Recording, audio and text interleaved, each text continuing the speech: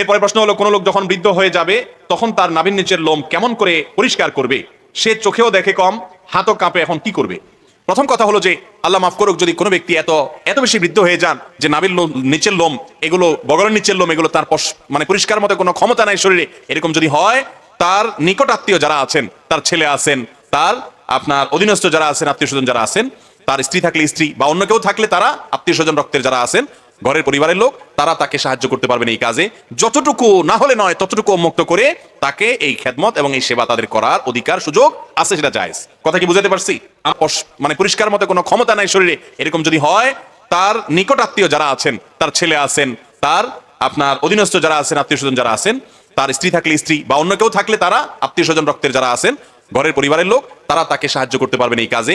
যতটুকু না হলে নয় ততটুকু উন্মুক্ত করে তাকে এই খেদমত এবং এই সেবা তাদের করার অধিকার সুযোগ আছে, সেটা জায়েজ। কথা কি বুঝাতে পারছি?